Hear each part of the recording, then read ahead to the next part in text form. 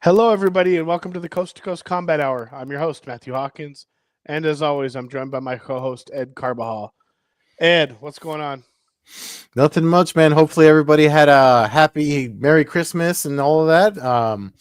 We were off for the holidays. There's one more left, which is kind of special. I think if you're an old school fight fan, mixed martial arts fan, New Year's Eve is I always thought of it because of what Japan does as that's our Super Bowl. You know what I mean? Like that's just our like mega event of the year because it's the end of the year and we usher in the new year with a new event from Japan. I mean, RIZIN Decade. I know it's not something that a lot of fans talk about, but I mean, there was a lot of news in the last 2 weeks that, as we were off for the holidays, we missed. So we should talk about it. I get. I don't know about you, man. I mean, I want to be positive about 2025, and anybody trying to do anything new in this sport. There's a lot of iterations of stuff going on out there, but I don't know. We were already off when the GFL made their second announcement, because when their first announcement 2 years ago was the WFL, now they're the GFL, and they're gonna try again the team based MMA thing, and I know we haven't had a chance to talk about it. So before we get into the RIZIN Decade event, I figured we should talk about that a little bit before we close out the year. Yeah, I mean, like you said, obviously we've parroted this over on this show a million times how we want as much options as possible, and we don't care if it's a circus or not, but we just want it to be consistent. We want it to be paying the fighters, Mm-hmm. and we want it to be accessible to us to watch without having to jump through 42 loops. Other than that, we really don't, we're up for pretty much anything that Yeah. might add entertainment. Um, you know, I'm sick in the head when it comes to watching some of these old guys fight. So naturally, the nostalgia kind of kicks in when you see some of these guys signed, but then you realize that it's Mm-hmm. probably not real good. Um, Now, the thing about them being able to fight, not being able to fight, being able to sit out fights, have replacements and stuff. I really don't know how that's all going to work. Um, but it seems like you know, it's something. But I certainly wouldn't buy stock in it. Yeah. No, definitely not. I mean, not. And we've been here before, folks. That I wrote something over at my MMA News because, and it took me a little while because I had reached out to a couple of promotions, not just the GFL, um, but and they're being right now. It looks like they're being somewhere where I'm about to share some. They did like a quick Q&A today of a lot of the big questions, and I'm going to share their answers to that in a minute. But one thing, you know, I wrote a piece over at my MMA News about how team-based MMA has always kind of been something thrown around back in the day. Matt and I remember, folks that from the MMA community definitely remember this, but like it, the International Fight League was pretty much what this was trying to be, and it didn't last. But and trying to be like open to things instead of, because it's easy to hate on stuff, and that was kind of the point of what I wrote. It's easy to hate on stuff when it's not what everyone else is doing. But the thing that makes me kind of pull back on that is like that's what everyone thought about MMA when it first came out. UFC one, when it was like human cockfighting and all that stuff, and look where it is now. $1 billion company merged with the WWE.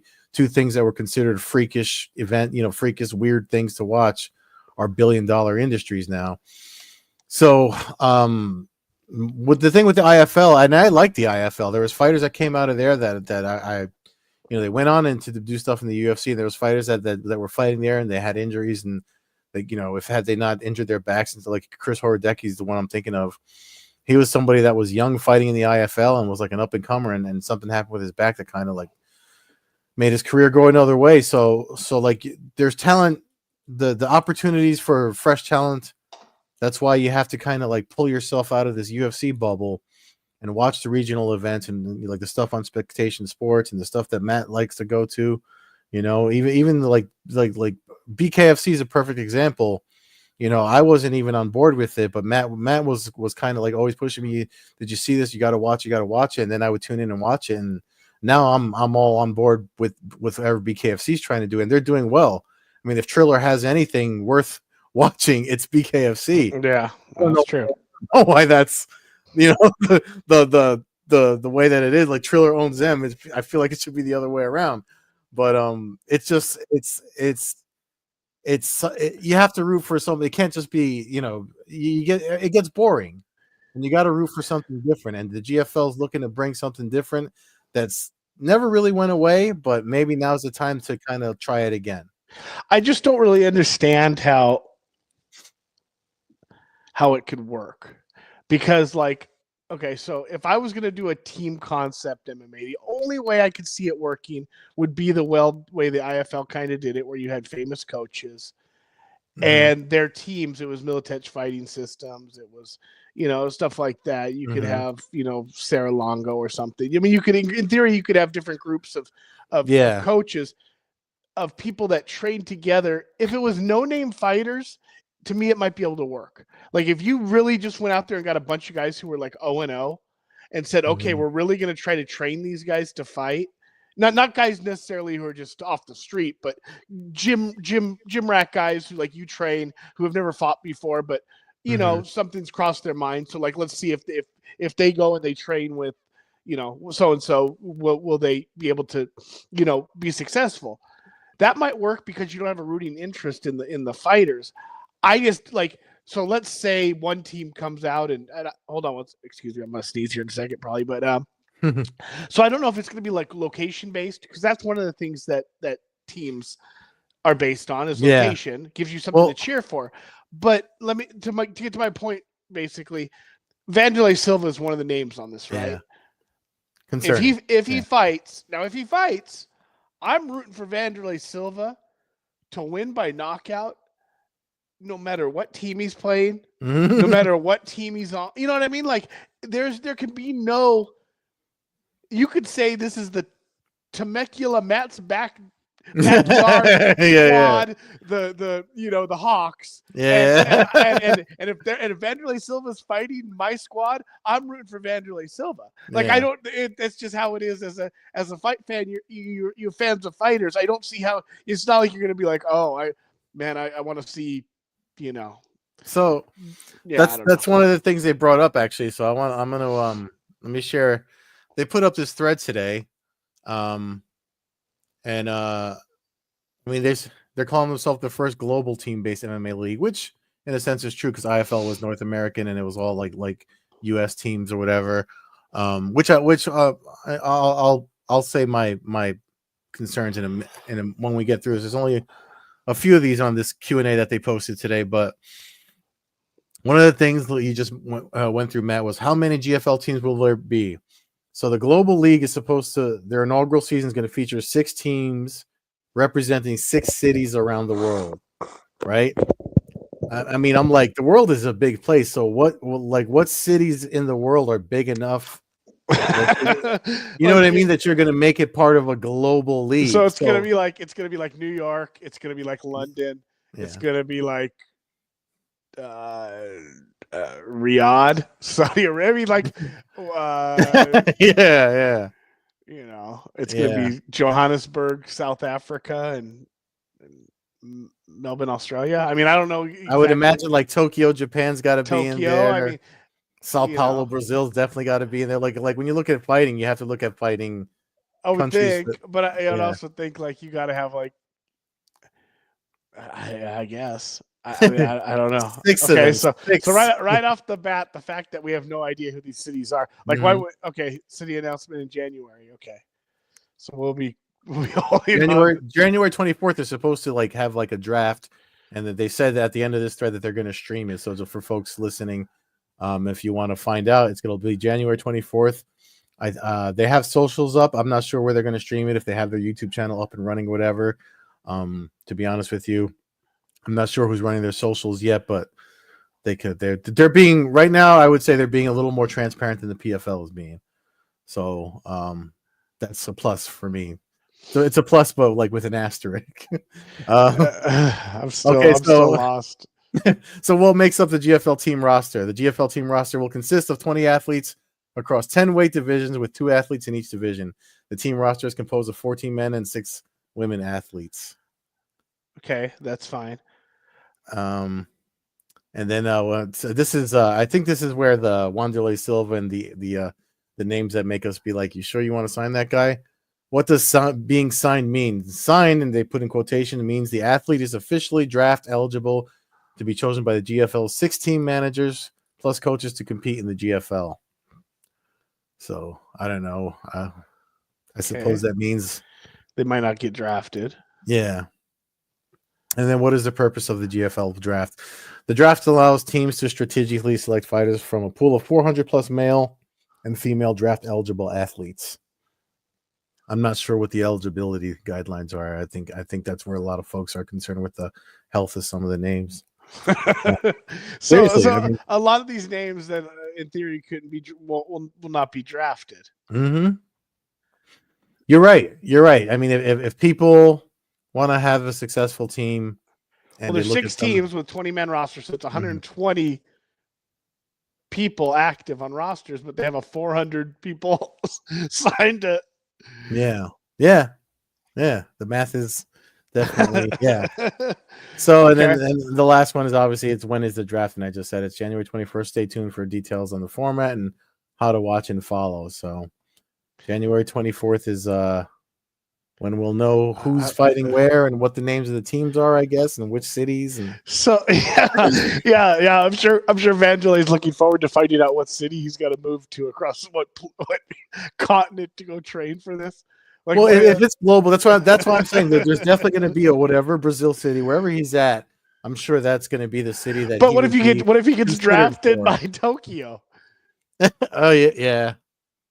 You know, or what or OSP gets drafted by Saudi Arabia. That's the thing, I understand that's not a city, but yeah. When I think about like you said, when you think about the cities, like okay, like you said, if there's going to be a New York team that's representative of the teams in the USA, that means you're going to get guys from all over, from Los Angeles or New Mexico and Florida, all the big fight camps that are out in those states fighting for under New York team, and we're supposed to root for them, just because they have their on that team. I mean, I guess that was the kind of point of Darren. I forgot his last name, the guy that's in charge of the GFL. But anyway, and we just followed each other on LinkedIn, so sorry about that, Darren. But it's definitely one of those things that it's like, it makes me wonder. Like, okay, I'm curious. I just want to see what teams are going to be, because again, if we look back at the IFL, they did the team format when they started, and then they got away from that before they went under, because they saw that it just wasn't doable. You had teams that were representative of regions, and then it became team, it became, like you said, military system. It became, which makes more sense to me. If you're going to do teams, make these prominent gyms be the teams on your roster. Let there be Kill Cliff FC, American Top Team. Yeah, like if you said, hey, let's get those teams fighting nerds. Let's get guys from those teams that have never fought before. Like we know how good the top guys in those gyms are. Like, let's see how deep the gym is. Like, you know what I mean? That could be something that I could kind of get behind, and it would be interesting. There'd probably be some sloppy fights. There'd probably be some wild stuff, but that's kind of what that can add a little bit of flair to it too. You know what I mean? It doesn't all have to be super crisp MMA, especially if you're trying to, you're learning from gyms, and then maybe over time you could see guys actually improve. You'd see a guy who had first fight, and then 9 months later he fights again, and you see the improvement that he has in his time over that. With to me that would be something. It would be like a blank slate. This is going to be a lot harder to sell, because you have established guys, so you already have opinions on people. You already have all that built in. Whereas, unless the draft comes down, it just turns out to be a bunch of people most of us don't know. But I don't foresee that. The names that are all listed are all pretty commonplace. So I don't know. I mean, I'll be rooting for it. I'll watch whatever. Well, I gotta see what unfolds here, because we got to see where. Because I don't know what it's going to be, and I'm not. It's getting expensive to watch MMA. Yeah. Yeah, well, there's all that too, but I'm just talking about the whole Mm-hmm. what the whole thing consists of. You know, I'm not looking for some cookie cutter. Just, you know, I don't need to see OSP versus, you know, I don't know, some of these random dudes. I mean, that's fine, but that can be taking place in a lot of different places around the country, and not have to be some kind of big thing. But we'll see what happens. But I hope it does. It's going to be interesting. I don't see how the cities are outside the U.S. Really. I mean, you could have a random, maybe one or two, but to me, the majority of the 6 cities would have to be in the United States Mm. to really accommodate the vast majority of the fighters that are I don't know, man. signed. I mean, that's the thing. You can't call yourself global and then just have U.S. cities, though. You got to really I have. agree with you, but I just don't see how that would work. I mean, are they paying you enough just to uproot your entire life to go Mm-hmm. train for what might be a fight I don't know. I don't. I, Unless they do, unless they do, like everybody trains where they're at. Nobody has to uproot or whatever. You only have to travel on fight week, like every fighter does, yeah. and they have one central location, which is something that uh I think Luke Thomas was saying the PFL should try doing instead of trying to be all over the fucking place. Like have one, like look at Karate Combat has one location in Florida that they hold their events at, and that's where their stuff happens. It's broadcast wherever it's broadcast. That's doable. I mean, it's pretty much what the fucking UFC's been doing since COVID. Like most of their fight nights events are in their apex.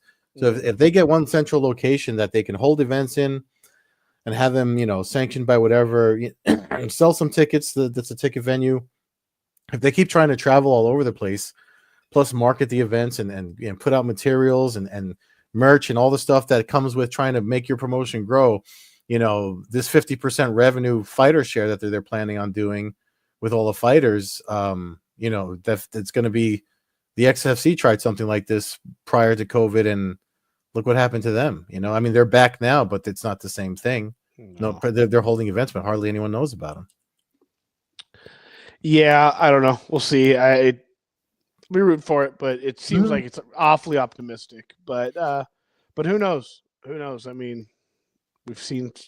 I wouldn't have thought RIZIN would be reaching their 49 plus. I know we got a couple of numbered events, but RIZIN, we're hitting 10 years. Yeah, decade. Um, and that brings us to our new year. I mean, couldn't be any better.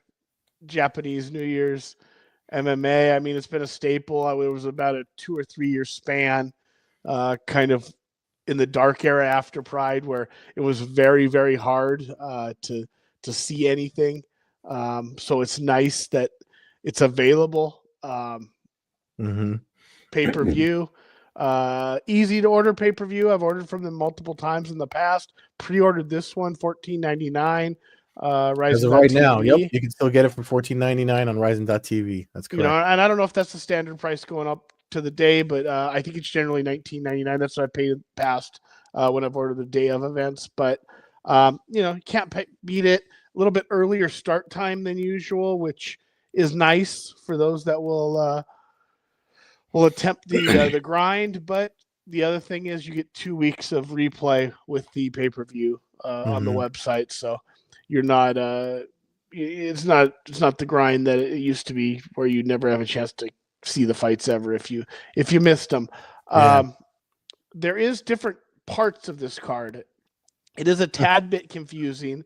Um, the best I show, the pay-per-view is going to start between 10 and 11 o'clock Eastern time. Mm-hmm. And I believe the pay-per-view portion is going to be the 14 main fights. There's some other fights, Yes. some stand-up fights, some boxing stuff, but I don't think that that's necessarily going to be a part of the pay-per-view. I don't know if there'll be a viewing option for that. I don't know if you have any information on that, but I haven't been able to see anything. Perhaps there'll be No. YouTube before. I mean, the thing that's meant, because the RIZIN Decade / RIZIN 49. The reason why it's a little confusing is because this was supposed to be the one that Anpo versus Ryan Garcia was supposed to be on, and a couple of weeks, or the first week that before the holidays when we didn't record, that's when Garcia unfortunately injured his hand, and that fight it's not off. I think Anpo's fighting someone else. Uh-huh. But that's kind of like where we're at with.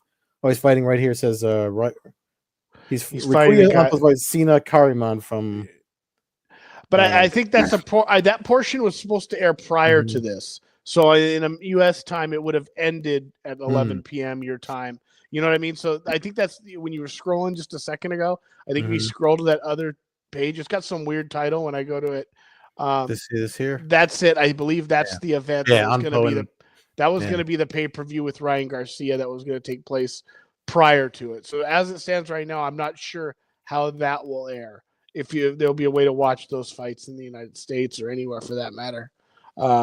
But they're not, there's nothing of utter significance on it other than more New Year's Eve MMA and kickboxing and stand-up rules and some other stuff that they got going on over there. Yeah, and I was trying to find. I mean, we were going to try to share for folks that watch the video portion of the podcast. I was trying to find a clearer fight card for us to go through, but kind of like we do with the UFC cards. But there's nothing really like that RIZIN sends out outside of these posters, and this is the best I could get with the fight orders. So me and Matt and I can read it, but I'm sorry if you guys can't see it. But there are some fights on here that you're going to want to kind of pay attention to. One of the ones that will stand out to, I guess, I don't want to say hardcores. Well, one fight that jumped out to me when this whole thing first got announced was Yusuke Yachi versus Taisei Sakuraba, and obviously if the last name sounds familiar to you, that's Kazushi Sakuraba's son fighting an MMA fight, and that's just you can't get more RIZIN / Pride like than that. I mean, that's the fourth fight on the pay-per-view. No, that's good. That's early. So even if you're just able to stay up and catch the first few fights before you wind down, at least you might be able to catch that one. I noticed Jose Shorty Torres. Yeah, that's the other one. Has a fight right after that against Shinryu. I'm some really interesting fights. I know it is a little bit hard for me to even see that. The guy, the last one before the main event, I believe that's the undefeated fighter that Horiguchi and Zulu. No, hold on one second. Or Kleber Koki and Chihiro. No. Before the intermission, I'm sorry. Before the intermission, Yaman versus Karsha Doubtback. Yeah. Or the Yuta Kubo. I'm going to pull the records up real quick here. Yeah. So I can see.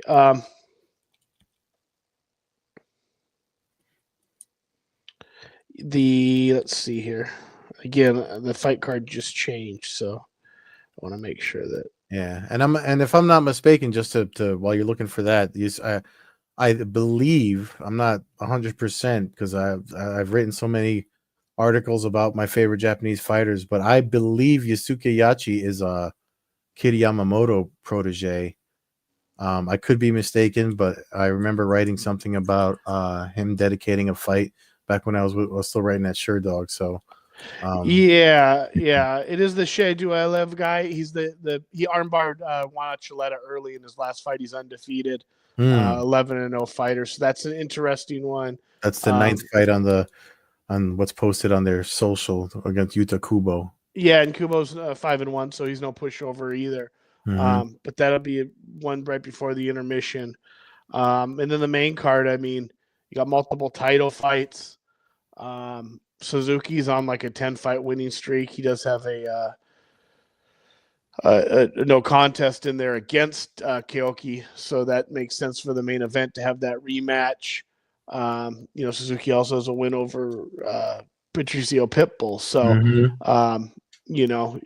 totally legitimate. When they're headlining over Horiguchi, that there's some weight in that main event.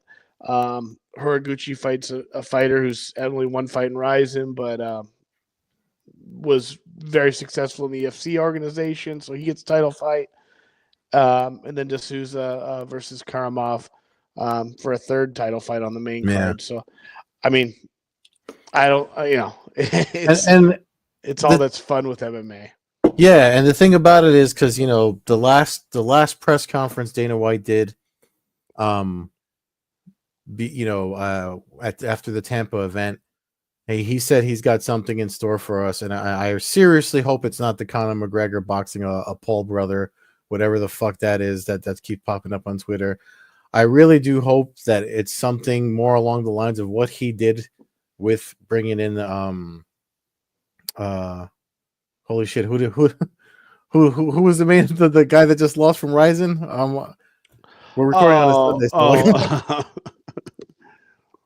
it was Asakura. Asakura.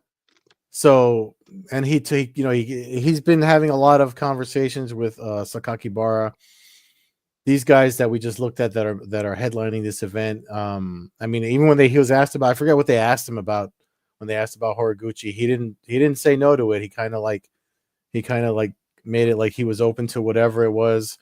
I'm hoping it's more along the lines of something like that, and I'm hoping he's ready to get a little crazy. Maybe not UFC brand like I would like to, like if the UFC broadcasts and airs and handles the production stuff, but let's RIZIN do their thing and in some crossover event that if they can do something like that and just if somehow give the UFC the credit enough to where they're not fucking trying to hide the fact that there's other promotions out there, I'm all in for that. If it makes fighters if we get fun fights that are, I'm talking about like fun. Mm. Like even Asukara tried to make that fight fun, and I still think that's why he lost. Like because he was trying to do. It was a fun minute. It was a fun Yeah. round, and it's change. I mean, it is what it is. It's not the first fighter to lose quick, and 5 minutes into a fight, it happens. It wasn't. They say he didn't have the UFC jitters. There's nothing in comparison. I mean, he was in No, Japan. He saw in big crowds. He was Nothing's trying to gas up. comparison, Yeah. to a full T-Mobile arena. There's definitely got to be some kind of stuff like that. But that aside, I think I'm hoping it's Jones Aspinall. I just want to see that fight at heavyweight. I do like that there is communication between RIZIN and UFC. I do like that BKFC and the UFC seem to be cordial.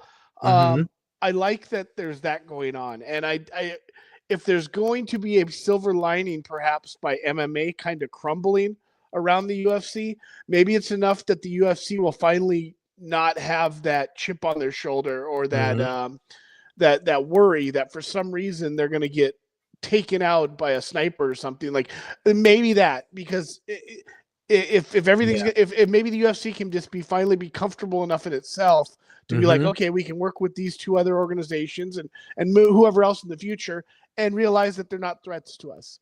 No matter how big RIZIN gets, they're not going to be a threat to the UFC. So what if they become huge in Japan? What's the buy rate in Japan for the UFC? Is it worse than what you're going to add by bringing it to the sport? Yeah. Are you going to make less money? Probably not. Yeah. Probably not. You'll probably make more money because at least then you're going to become a global event thing where it's fans are still going to come to the events, and then same with BKFC. You're not, especially the older fighters. I'm not saying, obviously we need not be trading. We don't need Islam Makhachev doesn't need to be fighting in BKFC. You know what I mean? Like we don't need. We're not looking for that, but.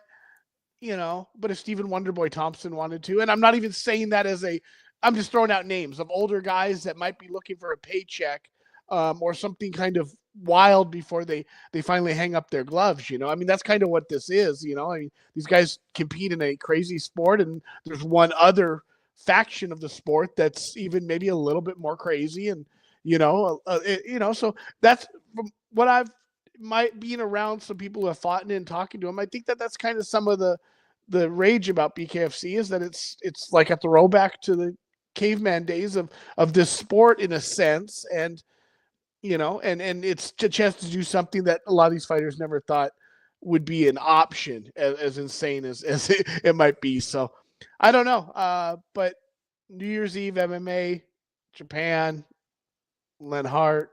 I mean, it's all going to be fun. It always is. Yeah. I'll tell you what, I mean, I remember watching Pride events, and this was like, obviously I wasn't even thinking about writing about MMA or doing this podcast or anything back when Pride, any of the shit we do when Pride was happening. I mean, you and I didn't even know each other when Pride was going on. And, but one of the things I always was like, oh man, to see MMA in Madison Square Garden on New Year's Eve, that would be something for me. And then fast forward, and this is where I'll tip my hat to the PFL. When they finally came, or WSOF/PFL, which by the way, Darren, and I'm sorry I keep forgetting your last name, starts with a G. He was part of them back then, so he has some promotional experience. But for me, being able to be in Madison Square Garden on the New Year's Eve for the New Year's Eve events that I was there for, that was something that I remember sitting there, even though it was the theater. I remember sitting there and just being like, wow, I remember hoping for this, and here I am. You know what I mean? And I'm hoping we can get there again. Just as an East Coast fight fan, with everything that happened, the history of mixed martial arts on the East Coast, especially in New York, with how it's only been legal since 2016. Like the Garden should I wouldn't mind having some North American New Year's Eve MMA stuff going on. As much as I love RIZIN, and that'll always be the staple, but they are a day ahead of us. That's why it's December 30th. I imagine that. Like, I would love to still be able to watch my RIZIN the day before New Year's Eve, and then New Year's Eve just fucking dial in on something happening around here. It's just something that's never happened. UFC, the only thing the UFC ever did on New Year's was they had the Ultimate New Year's Eve party, which was a pay-per-view in the early days, and it was just like their best of fights. And it was like 8 hours of fights that you could start at 3 in the afternoon and basically run it at 1 in the morning. And now they do that for free on YouTube. Now it's free. That's going back to the shoot. That's going back to the 90s, I guess. Yeah. But, there was an event the UFC had on the 30th. That was the one I know, or 29th, 30th, when Mir got his arm broke by Nogueira got his arm broke by Mir, and Rashad won the belt over Forrest. I know that was, I think, on the 30th, like I said, the 29th. But other than that, there's really never been much around New Year's.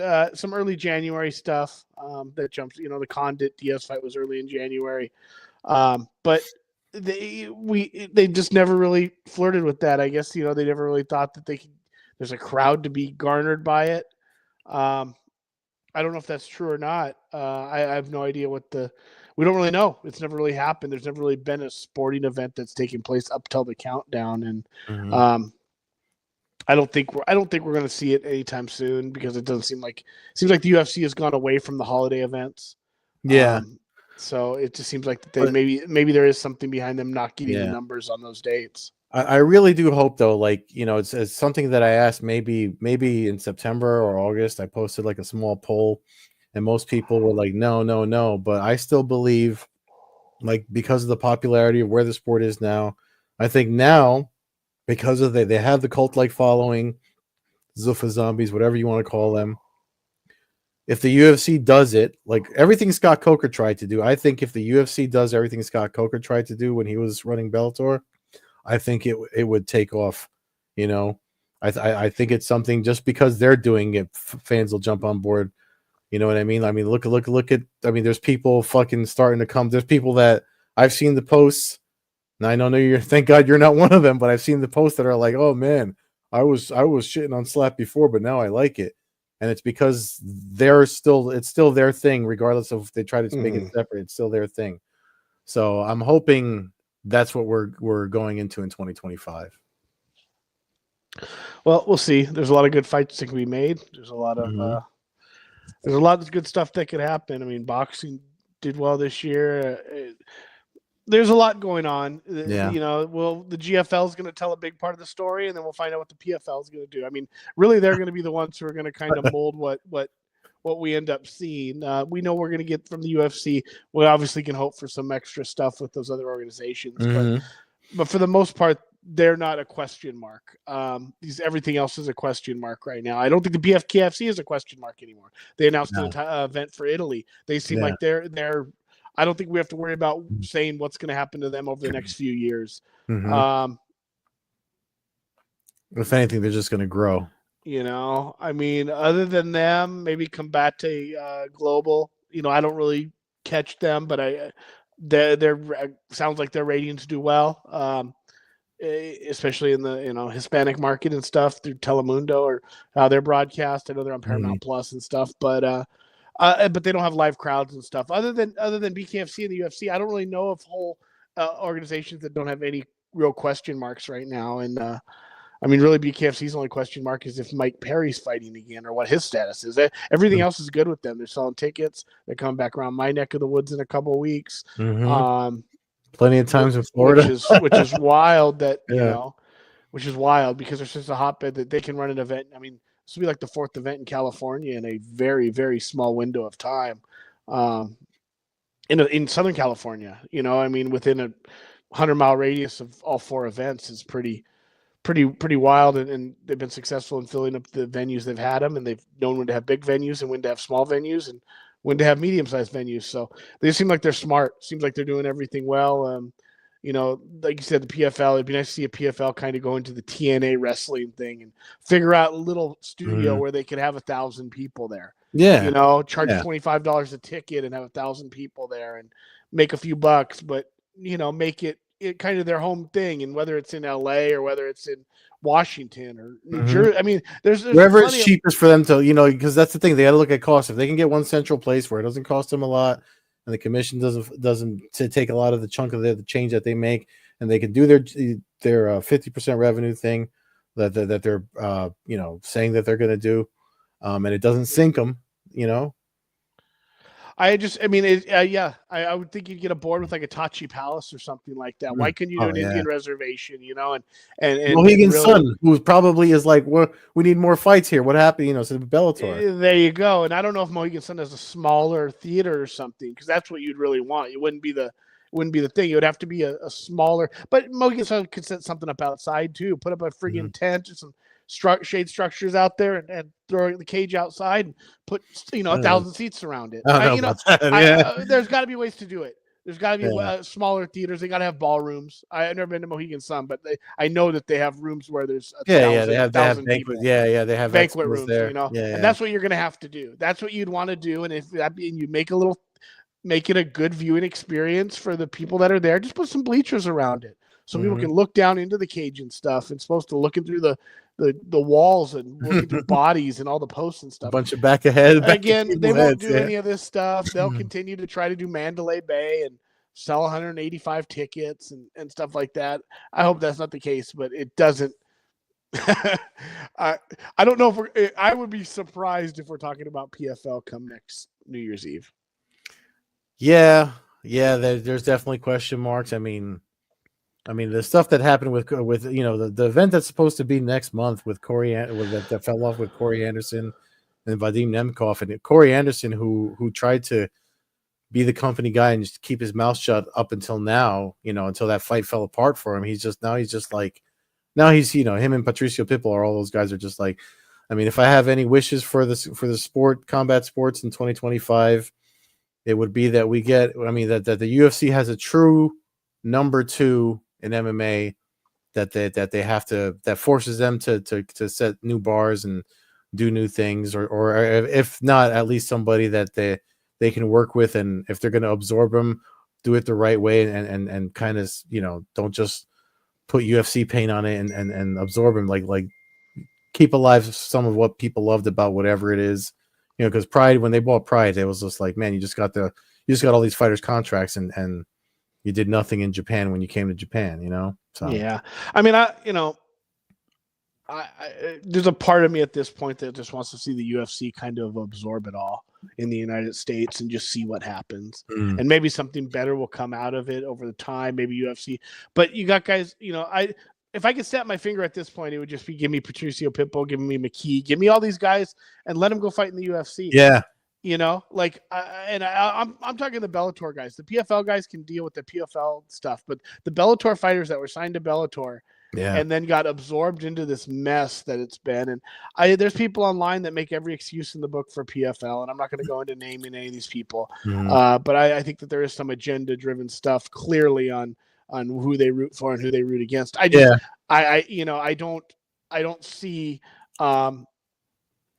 any very little positives to any of these Bellator guys, and people can say that me and you are wrong about this. Me and you followed Bellator, better than probably 99.9% of the friggin' population. So for us to be going like, we don't know when our favorite fighters are ever fighting again. We don't know why they're fighting out of weight classes. We don't know why the guys that were promised title fights never got title fights. We don't know why fights are canceled in cities that they sold tickets to. Yeah. I mean, why would Nemkov fight Corey Anderson at heavyweight? Like, what does that do for either one of them? Yeah. That Nemkov, why would Nemkov do that? Nemkov could write his own check into the UFC right now if he wanted to, if he was a free agent. Corey Anderson could probably get back into the UFC if he wanted to.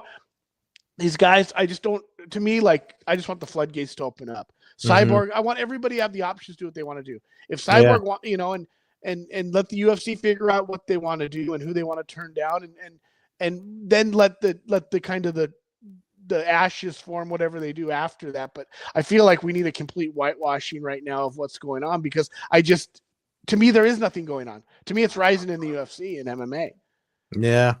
I'm able to MMA, if they got the bare knuckle stuff, we get the occasional Masvidal stuff, we get occasional stuff that helps fill in all this other time. BKFC, thank God, it's events all the time now, so there's always stuff kind of going on. But to help fill that need for where's Strikeforce, where's WEC, what we used to have in the past, But at this point, I just want to see the best fight the best, and there is It's 30. With 30 plus years, the sport's been around now. I think it's time. The best need to fight the best fighters. You're right. Well, the whole thing about Bellator that was cool is I could see guys that I considered top level fighters fighting for cheap.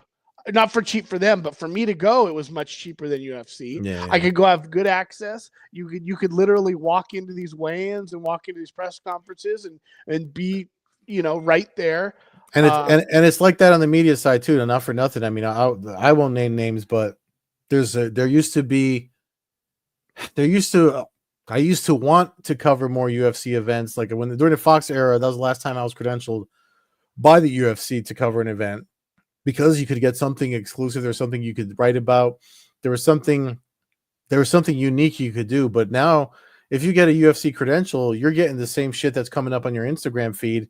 There's nothing unique you're getting out of that. And unless you are fucking, the names of the people that have, get those exclusives, you're not really, what's the point of going through the travel and all that and staying up all those hours just to, you don't get, and I'm not the only one that feels this way. There's folks that are at my level, or even a little bit more so than me, but aren't at the level of MMA junkie and fighting and all that, are kind of on the same page. It's it's not really worth it to go to a UFC event anymore. I can get better access and better content and better interviews, interviewing fighters that off the UFC schedule. You know what I mean? Yeah.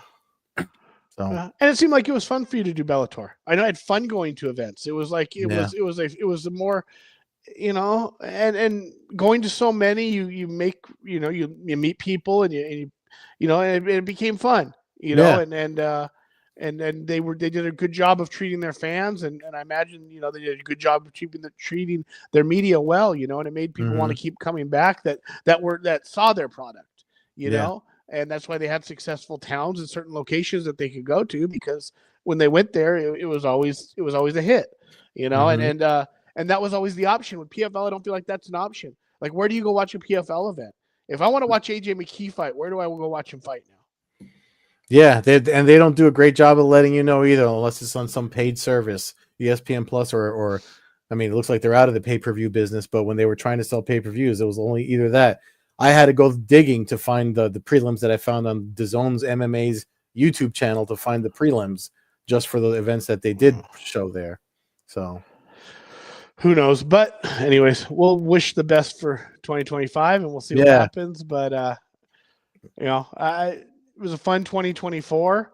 Had some good moments. Yeah. Had some sad moments, but it all worked out. And and we're still here. I mean, I had fun doing this podcast with you, Matt, this year. I'm looking forward to doing more on 2025. Hopefully we got some new stuff to talk about. Maybe all these new ideas will bring us some new guests to get on the podcast. And I'm hoping everybody that's been on this journey with us has a great 2025 and a happy new year. Absolutely. Absolutely. Fans can follow the show at Combat Hour on Twitter, Coast-to-Coast Combat Hour on Instagram. Follow me, Matthew Hawkins, at MMA Hawk 21 on Twitter and Instagram. Follow Edit Carbiz all on Twitter, Carb Beers all on Instagram, and Old Head Carb on Twitch.